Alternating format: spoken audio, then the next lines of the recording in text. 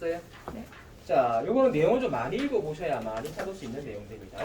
자, 83쪽에 다시 한 번 더 보도록 할게요. 회계 변경 보시고. 보셨습니까? 세무 이금을 시험을 지금 원서투 다 하고 계시죠? 며칠까지인가요? 6일까지죠? 5월 5일 다음에 5월 6일. 저 6일까지로 알고 있는데. 예.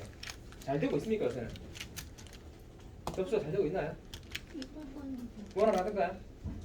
처음에 만반이었는데 네. 그날 오후 되니까 엄청 많이 비어 있더라고요. 아, 그래요? 어. 하시는 분은 안 들어가 보셨나 보다.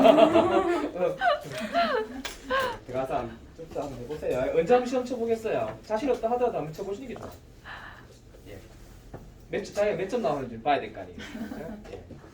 근데 초반인데 얘 의외로 뭐 한 60 몇 점 나오면 오 되네 하면서도 연습하신단 말이에요. 근데 50 몇 점 들어가면 좀 그런 감도 좀 떨어지고 사실 그 어차피 점수가 낮으면 어차피 그죠? 1점 차이지만 실력 있고 그 차이가 되지만 자 여튼간에 83쪽의 회계의 변경에 대해서 보겠습니다. 회계 변경 이 회계 변경에 두 가지가 있습니다. 거기 보시게 되면은 많이 크게 나와 있죠? 제가 앞에 거 보신 거다 그죠?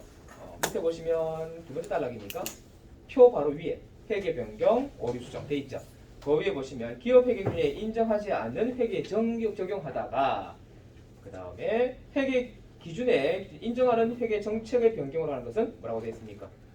변경이 아니고 오류 수정이다라고 했습니다. 그렇죠? 뭐하고요? 회계 변경은 뭐예요? 일반적으로 인정되는 회계 원칙에서 일반적인 인정되는 회계 원칙, 그러니까 인정되는 회계 원칙에서 인정되는 회계 원칙으로 바뀌는 것이 변경이고 아예 인정되지 않은 데서 인정되는 회계 처리를 하게 되면 그런 수정이다 말씀드렸습니다. 그다음에 변경의 예는 어떤 게 있다고 했어요? 뭐 선입선출법에서 변경법으로 변경하는 경우, 그다음에 유가조건의 취득단가 산정하는 방법의 변경에 대한 경우, 뭐 재평가 모형에 대한 최초 적용되는 경우에 회계 정책 변경으로 보지 않고 재평가 모형을 원가 모형으로 변경하는 게 그냥 막 읽어보시면 돼요. 그다음에 회계 정책의 변경인 회계 처리에서는 뭘 적용하게 됐습니까? 회계 정책의 변경이 발생하면 회계 변경의 누적 효과를 어떻게 하라고요? 소급법이라는 것은 과거 걸 끌어온다니까 과거를 수정한다는 뜻입니다. 수정한다는 뜻이고요. 회계 처리하는 것이 원칙이고 누적 효과를 결정하기 어려운 경우에는 예외적으로 전진적으로 한대죠. 처리할 수가 있다. 소급법은 변경된 회계 정책을 소급하여 적용하여 그 누적 효과를 이익여금에 뭐한다? 이익여금이라는 것은 저번 여기 보시면 소급법은 변경된 회계 정책을 소급하여 적용하며 그 누적 효과를 이익여금에 반영하는 방법이라 되어 있죠. 요게 아까 소급법에 대한 우리 페이지 85쪽에 보시게 되면 84쪽이네. 84쪽 아래에 보시게 되면 소급법에 대한 내용이 나와 있습니다. 그죠? 지난번에 읽어보셨죠? 그러니까 이 내용을 읽을 때 뭐부터 먼저 알고 하셔야 돼요. 소급법이 뭔지, 단계일과 처리법이 뭔지, 그다음에 전진법이 뭔지. 이거는 쉽게 말하면 과거, 현재, 전전 앞에 전전, 차기죠. 차기와 차기 이후에 반영하는 방법이에요. 그러니까 얘는 뭐를 고치지 않는다. 단기일과 처리법하고 전진법은 과거의 재무제표를 수정하지 않기 때문에 신뢰성이 떨어진다고 말씀드렸을 거예요. 그렇죠? 그걸 잘 이해하시면 되겠습니다. 자, 그래서 이쪽으로 요 문제 첫 번째 거 한번 볼까요? 이거 아직 추정이네요. 그죠? 자, 넘어갈게요. 그 다음에 회계 추정의 변경에 대해서 한번 보겠습니다. 회계의 정책의 변경, 회계 추정의 변경. 자, 회계 추정의 변경. 여러분, 사람이 맨 처음에 사람이 하는 일이다 보니까 과거, 저번 연도에 작성된 재무제표가 100% 옳다고 볼 수는 없죠. 근데 뭐 티가 안 나게 넘어가면 상관없는데 올해 와서 문제가 발생하게 되면은 이거 어떻게 될 거예요? 저번 거를 고치든지 아니면 어떻게 해요? 이번 연도 거만 고쳐서 다음을 이월시키든지 아니면 저번 연도와 이번 연도 구분하지 않고 다음 차기로 넘겨서 수정하든지 그 방법이 세 가지가 있다고 아까 이야기 드렸죠. 그죠? 자, 추정 보면 자, 기업 활동이 갖고 있는 불확실성을 인해서 자산의 미래 효익이나 부채의 부담을 정확히 측정할 수 없는 합리적인 방법으로 미래의 재무적 결과를 사전적으로 예측하는 방법을 말한다 되겠습니다. 예를 들어서 회계 추정의 예를 다음과 같다 되겠습니다. 매출채권에 대한 대손 추정 알겠죠? 이게 뭐예요? 프로테이지를 높이고 낮추는 거예요. 대손이 1%, 대손이 2% 차이가 뭡니까? 1%, 2% 차이가 비용이 그만큼 발생 많이 하죠. 대손 삼각비라는 계산 자체가 그죠? 자, 이게 우리가 말 그대로 하면 추정한다는 뜻. 다음에 삼각 대상 자산의 내용 연수도 마찬가지죠. 이거 전부 다 내용 연수와 잠정 가치는 여러분들 추정치에 전부 다. 그쵸? 그 내용 연수 같은 경우 여러분들 사람으로 따지면 내가 몇 살까지 탈지 어찌하나요? 저 에어컨 샀는데 이거 10년 쓸 수도 있고 5년 쓸 수도 있잖아요. 근데 법적으로 5년밖에 못 쓴다 그러면 5년 지나다가 사용할 수 있잖아요. 단 뭐다? 하나의 추정치에 불과한 겁니다. 자, 그래서 이 추정의 변경인 양상이라고 보시면 되고요. 다음에 재고자산의 진부하. 다음에 진부하라는 것은 순실현 가치의 추정이라 되어 있죠. 이것도 마찬가지 뭡니까? 이 가치라는 게 떨어진다. 그러니까 사두었던 재고자산이 창고에 넣어놨더니 그 창고에 넣어놨던 그 재고자산의 가치가 급격하게 떨어지는 걸 이야기하는 거예요.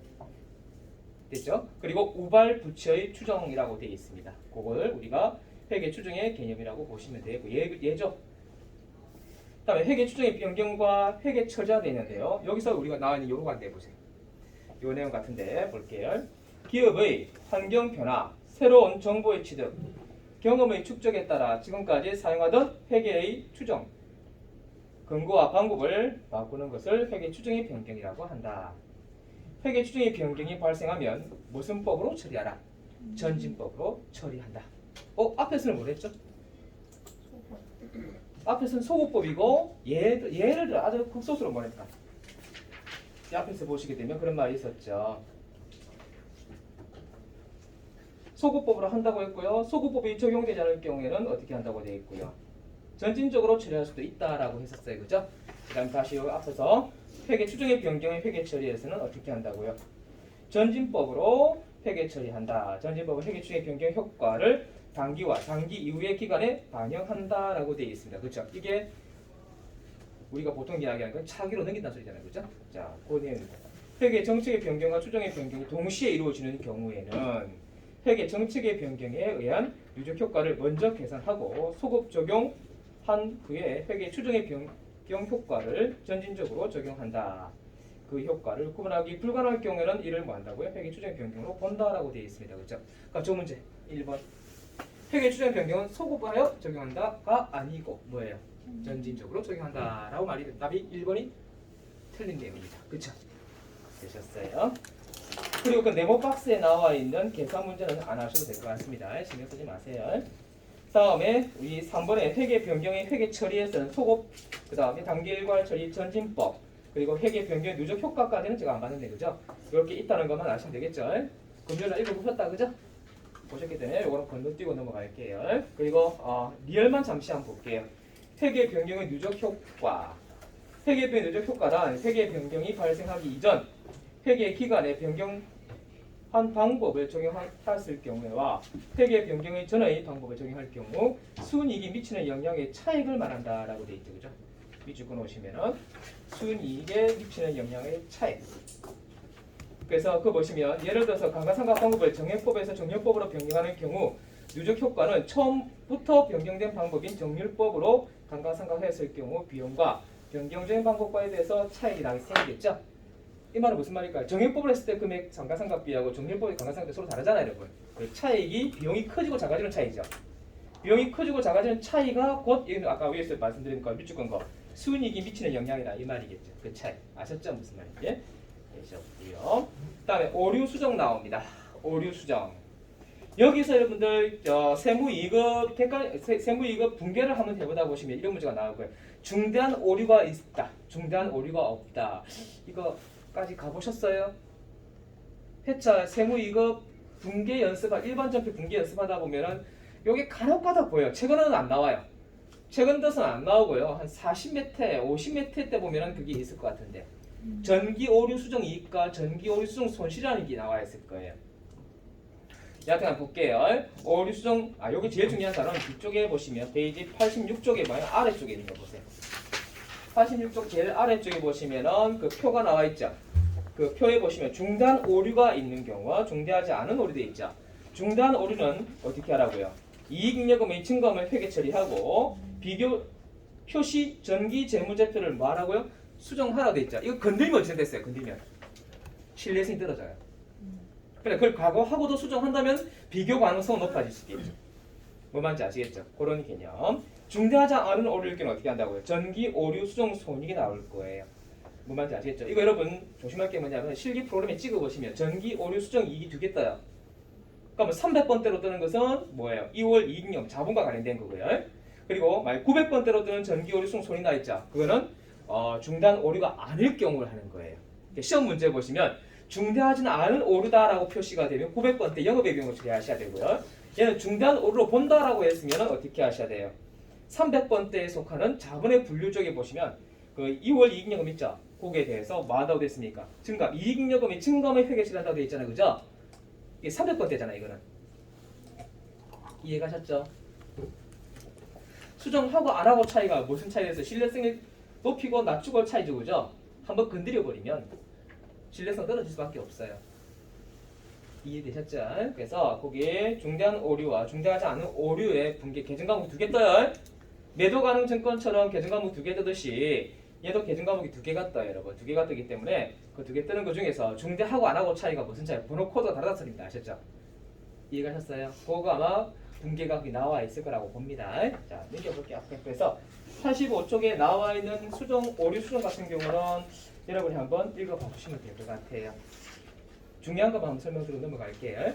이 자동으로 오류가 계산되는 방법 비자동 오정자 위에 86쪽에 보시면 니은에 보시면 자동 조정 오류가 생기고 그다음 비자동 조정 오류가 생기는 이렇게 나와 있죠. 그래서 한번 쭉 읽어보시면 뭐 어려운 건 아닐 것 같습니다. 이렇게 보시면 되겠어요. 자, 그래서 여기서 내용 보시게 되면은 정답은 회계 추정의 변경과 그 다음에 관련된 설명으로 틀린 건 1번은 확실하게 틀린 거 맞죠? 그 다음에 회계 정책의 변경과 회계 추정의 변동이 동시에 이루어진가 아까 읽어보셨죠? 동시에 이루어지는 경우에 회계 정책의 변경의 누적 효과를 먼저 계산한다. 이게 몇 페이지에 있었던가요, 여러분? 페이지 84쪽에 어느 근처에 있었을 거예요, 그죠? 그쵸? 그 정중앙에 있는 말이었던가요? 네. 맞죠? 그래서 한번 읽어보신 내용이다, 그죠? 여러분 시험이 이게 한번 거의 1년에 시험이 5번 시험이라면 3번은 나와요. 그러니까 얘는 중요한 거예요. 세무이급에서 이론에서 가장 먼저 공부해야 될 이론입니다. 근데 얘는 뭐 분개하는 건 없잖아요, 여러분. 아까 오류 수정에 대해서는 분개하는 게 있지만은 얘는 전부 이론이에요. 읽어야만 답을 얻을 수 있어요. 아셨죠? 자, 핵심적인 건 설명드린 것 같고요. 3번에 보시면 회계 변경의 효과를 회계 정책 변경과 회계 추정의 변경으로 구분 불가능한 경우는 회계 추정의 변경으로 본다. 그쵸? 그렇게 아까 읽어보신 것 같아요. 다음에 네 번째, 회계 정책의 변경을 반영하는 재무제표에 더 신뢰성 있게 목적 적합한 정보를 제공하는 건 회계 정책의 변경을 공유할 수 있다라고 되어 있죠. 이것도 이거는 읽어보신 거 같나요? 읽었었나요? 신뢰성 있게 목적 적합한 정보, 그 위에 있었다, 그죠? 이거는 바로 위에 83쪽에 상단 쪽에 있었던 것 같은 거예요, 그죠? 83쪽 상단 기업 첫 번째 단락. 그 첫 번째 단락에 대한 설명인 것 같은데요, 그죠? 이거는 목적 적합이라고 뜻하고 그거는 뭐예요? 목적 적합성과 신뢰성에 대한 게 향상시키는 경우가 적용한다는 말이 나와 있죠. 그 비슷한 말 같기는 해요. 자, 되셨습니다. 다음에 이제 2번으로 한번 가보도록 할게요. 유형자산의 취득 시 회계 처리와 관련된 설명으로 틀린 거라고 되어 있습니다. 자, 유형자산. 자, 요거 페이지 몇 페이지 가시면 되냐면 유형자산 쪽으로 한번 이동해 보도록 할게요. 페이지 42쪽에 나와 있는 내용이고요.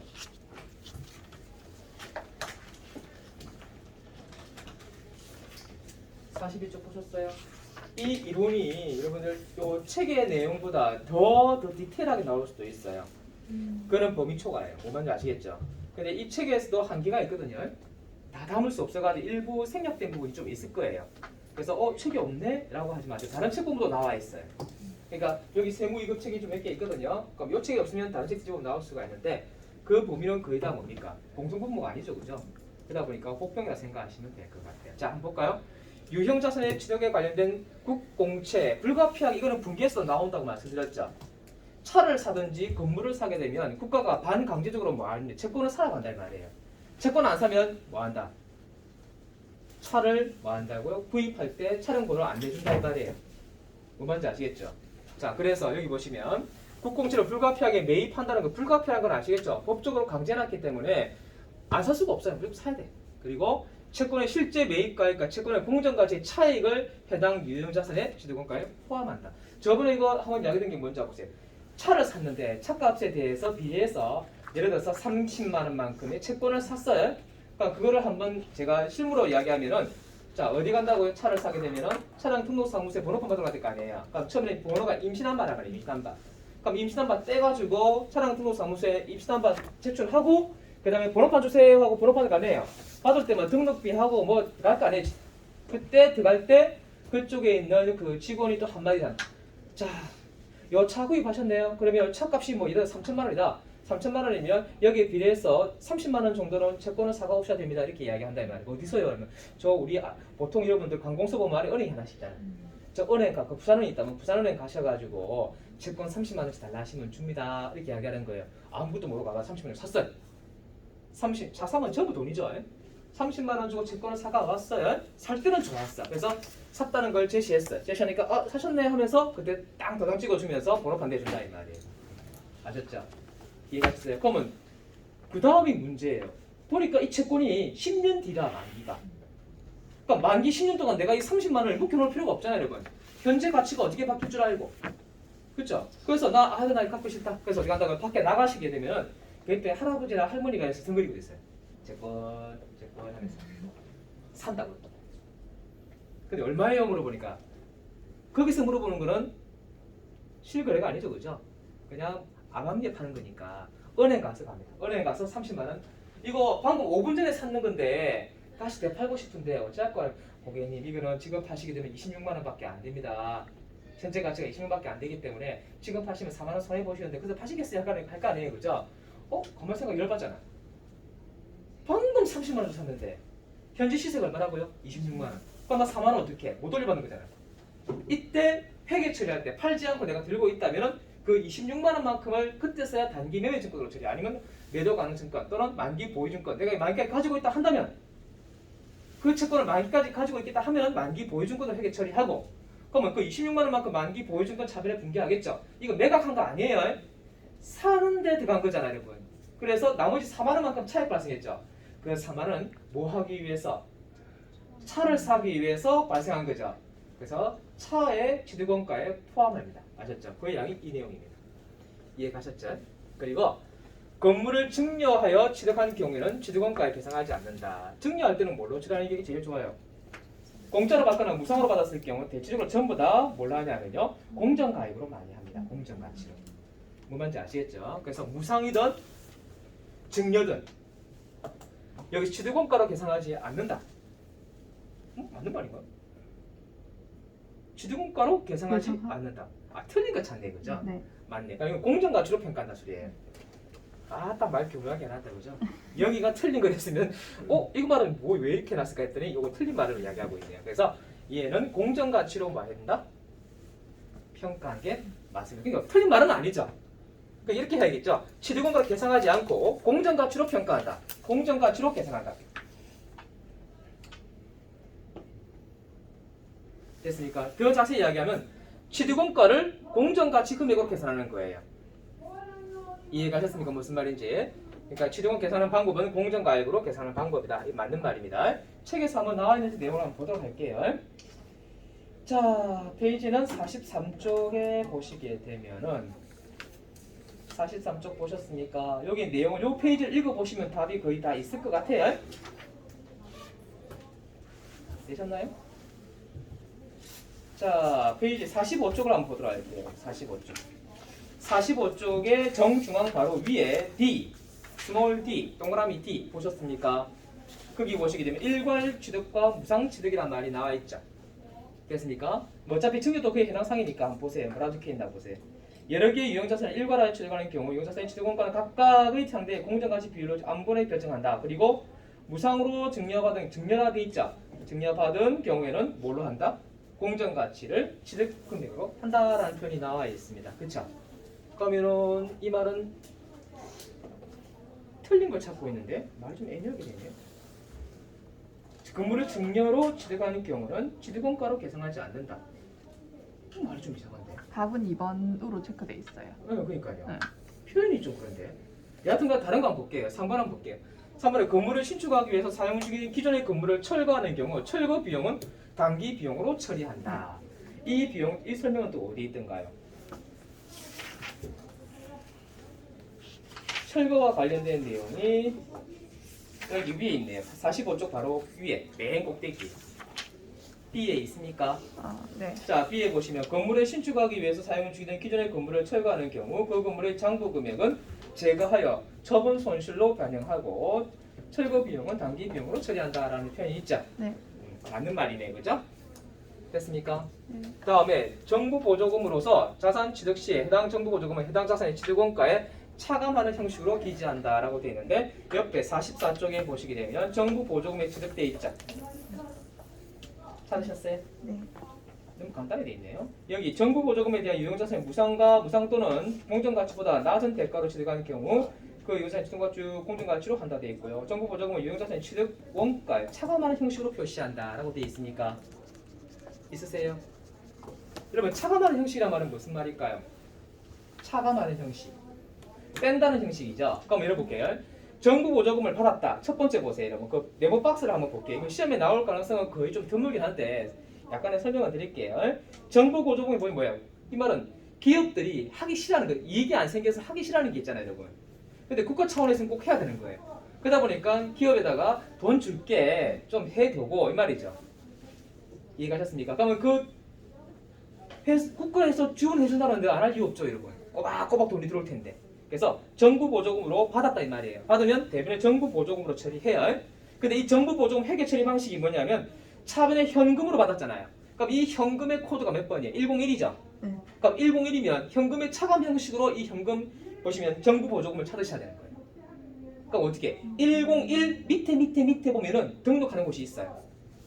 그러면 그 정부 보조금, 그럼 104라고 한다면 104 정부 보조금 그리고 차감 항목 이렇게 바꾸어서 처리하는 거예요. 좀 복잡해요 이게. 그래서 뭘 한다고 했습니까? 해당 계정은 만약 보통 예금을 받았으면 현금 받아가 보통 예금 했단 말이에요. 그럼 보통 예금 코드가 몇 번이에요? 103이죠. 네. 그럼 103 바로 밑에 104가 있다면 그 104를 뭐로 바꾸고요? 정부 보조금으로 바꾸어서 차감 형식이 됐고요. 뭐에 대한 차감 형식으로 본다? 보통 예금에 대한 차감 형식으로 본다 이 말.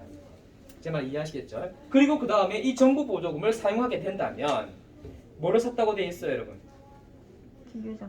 차변도 정부 보조금, 대부분 정부 보조금 돼 있죠. 네. 근데 차변 정부 보조금은 앞에 현금에 대한 차감 항목을 했던 거 있죠. 네. 그게 사라지는 거고요. 그 정부 보조금이 다시 기계 장치를 구입했죠. 그러니까 기계 장치를 구입했으니까 기계 장치에 대한 정부 보조금으로 또 바꾸는 거예요. 바꾸면 코드 이래요, 여러분. 기계 장치가 206번이잖아요, 여러분. 206번이면 206번 밑에는 뭐예요? 207번은 감가상각 누계기죠. 이해가시겠어요? 그럼 그 밑에 거는 할 수가 없어요. 208은 아니죠, 우리. 네. 208은 차량 원방구잖아요. 못 쓰니까 그 밑에 보시게 되면 비어있는 회사 설정 계정 과목이라는 게 있어요. 거기다가 뭐를 만들어주는 거예요? 바로 요 차감 계정. 정부 보조금이라는 계정을 만들어서 처리하는 거예요. 그러니까 이 말은 다시 한번 정리해드릴게요. 최초 현금, 정부 보조금 현금을 받았다. 그럼 차변에 현금 그냥 101. 대변에 정부 보조금 101인데 여기 플러스 알파가 되는 거예요. 플러스 알파는 뺀다고 했죠, 제가. 플러스 1은 다 빼는 거잖아요. 플러스 1, 플러스 2. 플러스 2는 뭐였죠? 뭐에서 많이 나오는 거야, 플러스 2는? 답변할 수 있는 거. 플러스 2 할 때가 있었잖아요. 바로 매입 할인이니까 매출 할인일 때 플러스 2 하는 데 있잖아요. 맞죠? 그렇게 플러스 1, 플러스 2 하는 건 다 회계에서 빼는 거예요, 실기에서는. 근데 얘는 플러스 1, 플러스 2가 아니에요. 좀 더 밑으로 갈 수도 있어. 왜냐면 이미 정해진 코드가 있기 때문에 그 밑에 밀어내고 할 수는 없단 말이야, 실제. 그러니까 회사 설정 계정 과목을 잡아가지고 맨 쪽에 보면 여러분들 비어있는 계정이 있죠. 거기다가 추가로 넣어서 어떻게 한다고요? 현금 차감 계정 사용했다가 차배 현금 정부 보조금 넣었잖아요, 그죠? 그 다음에 현금은 일단은 그대로 유지하지만 대변에 있는 정부 보조금을 화살표를 차변 쪽에 있는 정부 보조금 있죠? 그걸로 화살표를 꽂으세요. 대변에 정부 보조금 현금 차감 계정돼 있잖아요, 그죠? 그걸 동그라미 쳐가지고 그 다음 밑에 문제 보니까 정부 보조금 현금 차감 계정돼 있죠? 네. 그걸로 동그라미 쳐가지고 그걸로 간다 생각하면 돼요. 뭐 했던 거예요? 이 현금을 가지고 뭘 샀다는 이야기예요. 기계장. 그렇죠. 기계장치 샀죠. 그러면 그 정부 보조금 현금으로 개정했던 처리했던 그 정부 보조금은 사라지고요. 그럼 다시 이 정부 보조금은 탈바꿈을 해요. 뭐로 바꾼다고요? 기계장치와 관련된 정부 보조금으로 바뀌는 거예요. 이해가셨죠? 그러니까 각각 이게 나중에는 여러분들 어떤 일이 벌어지냐면은 이거는 국가한테 다시 갚을 돈이 아니고 사라질 돈이라고 보시면 돼요. 두 가지가 있습니다. 정부 보조금은 나중에 뒤에 가서 국가한테 다시 돌려준 돈이 있고요. 뭐 말인지 아시겠죠? 근데 돌려주지 않는 경우가 있단 말이에요. 근데 거기다가 돌려주지 않는 경우입니다. 구체적으로 한 시간 동안 설명드리고 싶은데 시험에 거의 안 나오다 보니까 간단하게만 설명드릴게. 자, 되셨습니까? 그래서 맨 아래쪽에 재무제표에 표시할 때는 기계장치의 정보종을 차감 형식으로 기재한다 돼 있죠. 차감 형식이란 것은 플러스 알파로 한다는 소리예요. 플러스 1은 할 수 없고 또 플러스 2도 할 수가 없어요. 이해하시죠? 이 말이잖아요, 여러분. 206이라는 것은 기계장치잖아요, 여러분. 맞죠? 여기다 플러스 1을 해버리면 207은 뭐가 되는 거예요? 감가상각. 감가상각 누계액이잖아요, 여러분. 플러스 1 할 수 없죠? 그러니까 그 밑에 보면 비어있는 계정이 하나 있을 거란 말이에요. 뭐라고 적혀있을까요? 회사 설정 계정 과목이 있죠. 여기다가 플러스 알파라고 하시면 돼요. 알파라기보다 뭐 이렇게 해놓을게요. 됐습니까? 그렇게 해놓는다 보시면 됩니다. 자, 그래서 여기 내용 보시게 되면은 요거는 이해 가시겠습니까? 차감 형식으로 기재한다. 됐죠? 이게 기말 정리상에 가끔씩 안 나오기도 한데 10년에 한 번? 5년에 한 번? 그걸 감당 못하죠. 자, 답은 다 맞는 것처럼 보여요. 근데 이 말의 의미를 좀 다시 한번 새겨봐야 될 것 같아. 건물 등 증여일 경우에는 뭘로 한다? 공정가액으로 공정가액을 취득원가로 한다. 근데 경우 취득원가를 계상하지 않는다. 아, 말이 다르구나. 말을 바꿔볼게. 다시 하게. 이게 정상적인 말하면 이걸 정상으로 하면 증여로 취득하는 경우는 공정가치를 취득원가로 한다가 정상적인 말이에요. 그러나 얘는 아예 취득원가를 계상하지 않는다 했으니까 말 자체가 틀린 말이네. 그거는. 답은 2번이 틀렸다 그죠? 말장난이 꼬일 뻔했습니다. 이거 이해하시겠어요? 무슨 말인지? 자, 다음 보시겠습니다. 이건 좀 난이도가 높죠? 이거 기타. 그러니까 제가 이야기하는 게 자 보세요. 세무 2급의 회계 원리 쪽, 이 재무 회계랍니다. 재무 회계는요, 꼭 이렇게 두 문제는 이렇게 나와요. 만만치 않죠, 이거는. 그러니까 어떻게 공부하는 게 제일 좋겠어요, 제가. 세무 2급을 객관식 문제, 회계 재무 회계 객관식 문제 제대로 풀려고 한다면 좀 넓게 보셔야 돼요.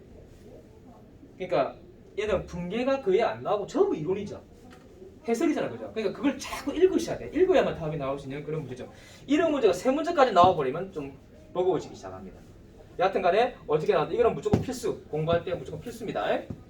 아셨죠? 그 다음에 어떻게 공부해라? 유형자산, 무형자산, 기타 비동자산, 또는 부채에 대해서, 자본에 대해서 아주 넓게 물어봐요. 그 대표적인 예가 바로 이거. 무형자산에 대한 설명으로 틀린 거. 자, 우리 무형자산에 대한 설명은 제가 들어보셨잖아요, 그죠? 어디서 보셨어요? 자, 뒤로 가보시면은 페이지 51쪽입니다. 보셨어요? 전에 한번 읽어본 거 기억나시죠? 근데 시험이 우리가 앞으로 한 달 뒤에 있다, 그쵸 여러분? 그러다 보니까 여러분들이 좀 공부하기 참 그런데 얘는 평소 여러분들 한 이틀 전에, 아니 2주 전에 부지런히 읽으셔야 돼요. 그리고 객관식 문제는 많이 볼수록 좋아요. 근데 좋은 점은 또 있어요, 여러분. 전산에게 1급 객관식 문제보다는 세무 2급의 객관식 문제는 딱 장르가 정해져 있기 때문에 그 내용만 읽어보면 답을 쉽게 찾을 수도 있다고 보여요. 오히려 더 공부하기는 편하다고 볼 수 있어요. 양이 많아서 그렇지. 그 차이입니다. 그러니까 범위를 자세히 보면 아시겠죠? 범위가 넓어요. 한 단원에서 물어보잖아요. 전산에게 1급은 한 단원이 아니라 한 복수적으로 물어보잖아요. 그런 차이가 있다는 걸 알아두시면 돼요. 자, 무형자산 아시죠? 51쪽에 보시게 되면 자, 무형자산에 대한 내용이 나와 있습니다. 그쵸? 이거는 제가 이 프린트만 요 교재에 알고 어디서 말씀드렸어요. 이건 짧아요. 재무회계 이론 있었죠? 거기서 한 번 더 지켜보고 갈게요. 자, 보셔요.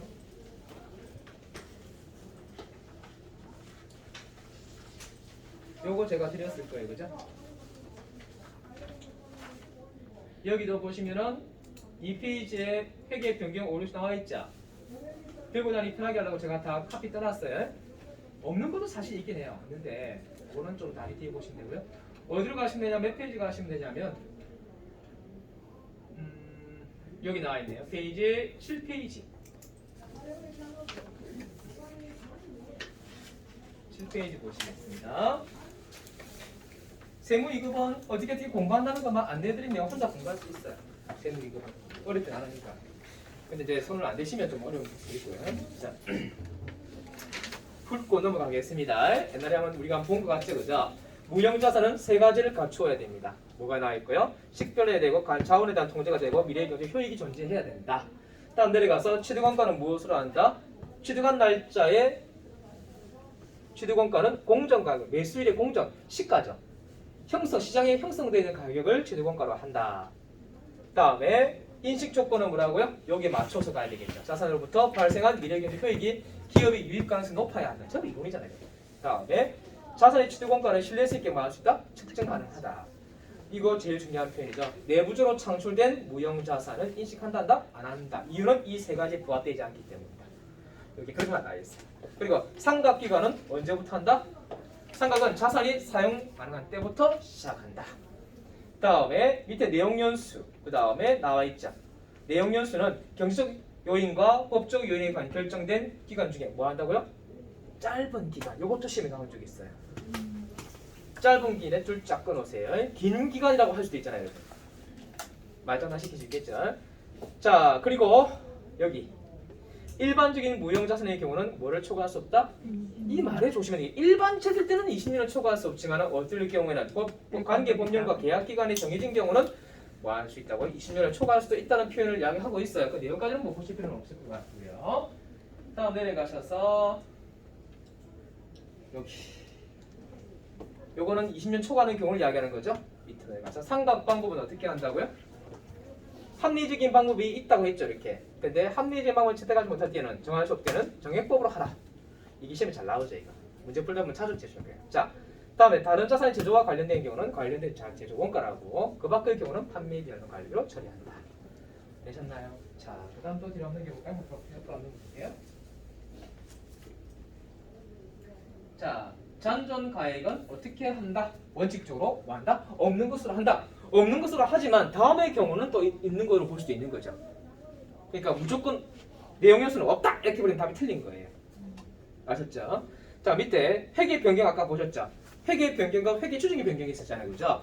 여기서 취득 또는 완성 후 지출로 인하여 자산의 성능이 향상되거나 감액 손실이 있는 경우는 상각기간 내에서 뭐한다? 변경 가능하다.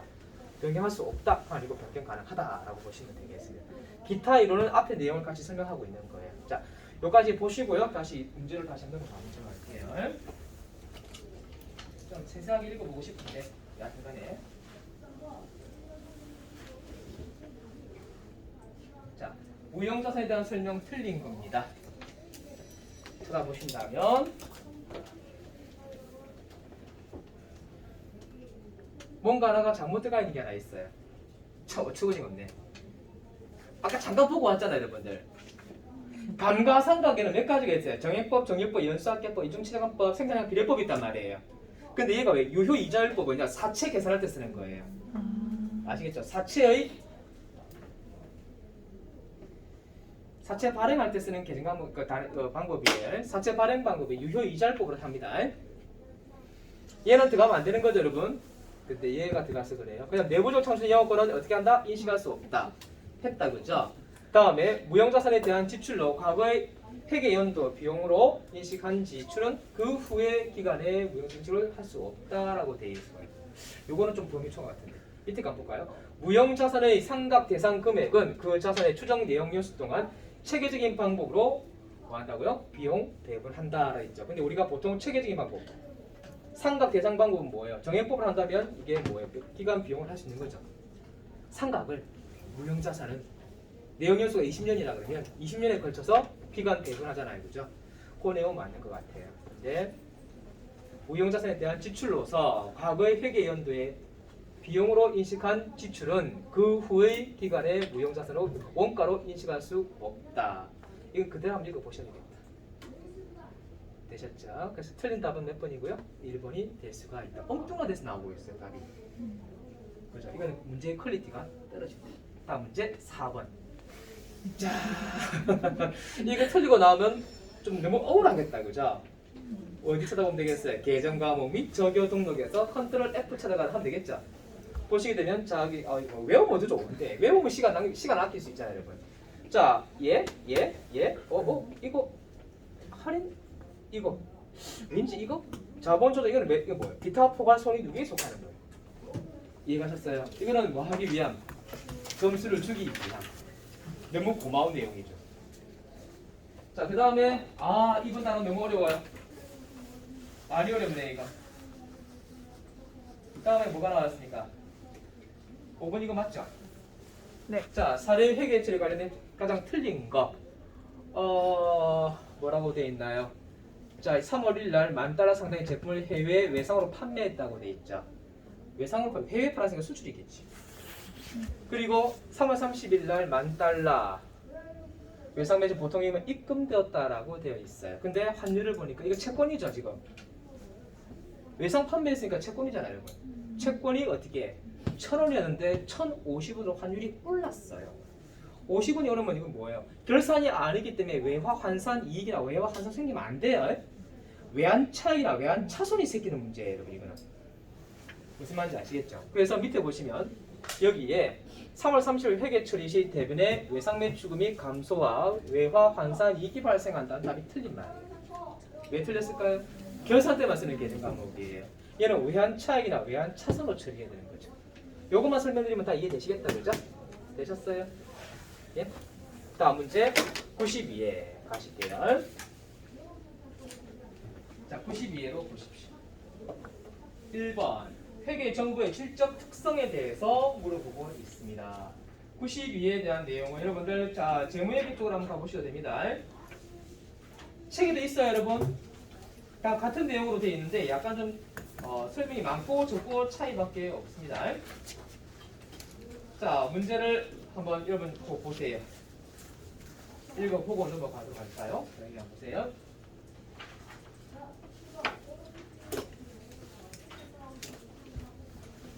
자, 앞쪽에 가셔야 되겠네요. 여기 보면 이거 맞죠? 질적 특성 되어 있으니까 한번 다시 쭉 훑어봐 드릴 테니까 한번 보세요. 첫 번째 내용, 재무제표의 작성 및 공시의 기초가 되는 개념이고 회계 원칙, 회계 정보, 질적 정보에 대한 이론적인 체계화된 것으로 회계 환경 변화에 따라 회계 환경 변화한 것은 뭐냐면 기업에 따라서 기업이 어떻게 사업을 하고 어떻게 돈을 벌고 그런 거에 따라서 그 이야기 제일 궁극적인 게 그거죠. 자, 뭐 할 수 있다고요? 개정될 수 없다, 있다. 법은 바뀔 수 있죠. 그죠? 개정될 수 있다. 밑에 틀린 예시는 불변은 아니다 이 말이죠. 다음 밑에 우선 적용은 뭐 한다고요? 상충할 경우 특정 회계 기준과 일반 회계 기준이 서로 상충했을 경우는 회계 기준을 먼저 우선시한다. 다음에 기본 재무제표는 다 알고 계시죠? 원래 옛날에 이거 들어가서 이거 어디 들어갔다고 제가 말씀드렸어요. 주석 쪽으로 포함됐다고 보시면 돼요. 이해가셨죠? 근데 눈으로 드러나는 가시적인 재무제표는 요렇게 5가지가 있다는 거 알아요. 지금 옛날엔 6가지였다는 거 아셨죠? 주석은 참고로 말씀드리면 주석은 기업이 성장하거나 또는 뭡니까? 굉장히 장사가 잘 되었다고 본다면 저 주석의 내용은 엄청 많이 들어가게 됩니다. 회사가 파리가 날린다면 주석에 쓸 게 별로 없을 거예요. 아셨죠? 주석은 왜 생겼느냐? 이것들은 전부 다 이거 재무제표라 표현하는 거 아시죠? 이것들은 전부 다 뭘로 표현되어 있는 것들은 전부 다 금액으로 표현되어 있어요. 금액으로 표현됐다는 건 좀 객관적인 거죠. 맞죠? 그러니까 이걸 가지고 주관적으로 판단할 수가 별로 없어요. 그래서 예를 들어서 뭐 재무상태표에 건물이 적혀있는데 이 건물에 대해서 구체적으로 알고 싶다 라고 한다면 주석을 보시면 이 건물은 몇 년도에 구입했고 몇 년도에 사용했고 그리고 얼마의 감가상각을 했다는 것을 다 적어놨어요. 하나 더, 이 회사에 단기 매매 증권이 있다. 아직까지 결산시까지 이거 결산시에 작성하는 거잖아요, 여러분. 그러면 우리 회사 재무상태표에 단기 매매 증권이 기록되어 있다. 그럼 이 단기 매매 증권이라 적었으면 그 단기 매매 증권 100억 이렇게 적혀 있어요. 그럼 이 단기 매매 증권이 주식인지 채권인지 알 수가 없잖아요, 여러분. 그리고 어느 회사 주식을 샀는지 모르잖아요. 그러나 주석을 들여다보시게 되면 다 알 수 있다. 그 보면 어느 회사 몇 주, 액면가 얼마, 발행가 얼마 다 나와 있겠죠, 그죠? 그런 식으로 다 구성되어 있어요. 이해가셨죠? 그러니까 주석을 보시면 그 회사에 대해서 다 내막을 알 수가 있다. 특히나 또 보세요. 주석에 보시면 최대 주주가 누군가 다 나와 있어요. 여러분은 앞으로 그 만약에 취업을 하게 되면 좀 중견기업에 가신다면은 그 회사가 만약에 어디에 올라가 있으면 다트에 올라가 있으면 전자공시 시스템에 올라가 있으면 주석을 한번 쭉 한번 읽어보시면 될까 싶어요. 되셨죠? 자, 그 다음에 밑에 보시면 이 작성 책임도 시험에 잘 나오죠. 어떻게 된다고 했어요, 여러분? 경영자에게 있다. 누구한테는 없는 거예요? 회계 담당자한테는 없는 거예요. 격리사원한테 있는 건 아니에요, 여러분. 아셨죠? 그래서 틀린 예시에 잘 보시면 되겠고요. 그리고 밑에 회계 질적 특성되어 있습니다. 몇 가지가 있다고요? 첫 번째, 이해 가능성, 목적 적합성, 신뢰성, 그 다음 내려가서 비교 가능성, 중요성이 있다고 했어요. 그래서 여기서 제일 중요한 거는 목적 적합성과 신뢰성이에요. 더 중요한 거는 여러분들 요거 먼저 이거부터 먼저 공부하셔야 돼요. 단어 이 타이틀부터 먼저 기억하셔야 돼요. 그 중에서 목적 적합성과 신뢰성의 타이틀부터 먼저 아셔야 됩니다. 요 안에 몇 가지 있다고 예측, 피드백, 적시. 신뢰성은요, 요 세 가지만 공부하면 되겠죠, 그죠? 어느 걸 먼저 공부할까요? 목적 적합성 있죠. 요거부터 왜냐하면 요 밑에 읽어보시면 목적 적합성과 신뢰성의 상충관계에서는 어떤 것을 먼저 강조한다고요? 목적 적합성을 먼저 강조하는 추세에 있다고 했어요. 그렇죠? 이해가시겠어요? 되셨습니까? 그래서 다시 내려와서 목적 적합성과 신뢰성에 대해서 말씀드리게 되면 요건 읽어보시면 되겠고 요 내용은 어떻게 공부하라고 말씀드렸어요? 우리 회사가 자산의 측정 기준을 현행 가치, 공정 가치로 평가하겠다라고 한다면 우리 회사는 뭐에 부합되고 목적 적합성에는 부합되지만 신뢰성에는 뭐한다? 서로 상충관계를 하기 때문에 하나가 부합되면 하나는 저하될 수밖에 없어요. 그래서 신뢰성은 뭐한다고 떨어질 수밖에 없다 이 말이에요. 어느 하나를 선택하면 아까 뭐를 강조하는 추세라고요? 목적 적합성을 강조하는 추세를 했잖아요. 그죠? 얘를 먼저 외우시라 이 말이에요. 아셨죠? 그래서 내용 보시면 우리 회사는 역사적 원가로 자산을 평가하고 있습니다. 라고 한다면 역사적 원가주의는 어디에? 여기죠. 그러니까 신뢰성은 높일 수 있지만 목적 적합성은 떨어질 수밖에 없다 이 말이에요. 그래서 표시는 목적 적합성은 저하되고 신뢰성은 높일 수 있는 그런 장단점이 다 있다는 이야기예요. 상충관계. 그리고 진행기준 도급공사 수익인식돼 있죠. 그러면 진행기준을 표시하는 것은 공사 수익인식에서 진행기준은 목적 적합성이죠. 그러니까 목적 적합성에 부합되는 게 때문에 상승할 수 있겠지만 신뢰성은 떨어질 수밖에 없다. 그런 내용. 그 다음에 재무제표를 보고할 때 중간보고와 반기별 보고 재무제표는 어디에 해당 사항이에요? 목적 적합성에 해당 사항 맞죠? 그러니까 목적 적합성은 높일 수 있지만 뭐는 신뢰성은 떨어질 수밖에 없다. 그런 표현을 하고 있습니다. 이해가셨죠? 요거는 정말 잘 보고 요 별표 3개 쳐놓으세요. 아주 중요한 곳이에요. 재무제표 이론. 여기서 교재 지금 프린트 4장짜리가 없으시면 재무제표 몇 페이지에 있는 내용인가 아시죠?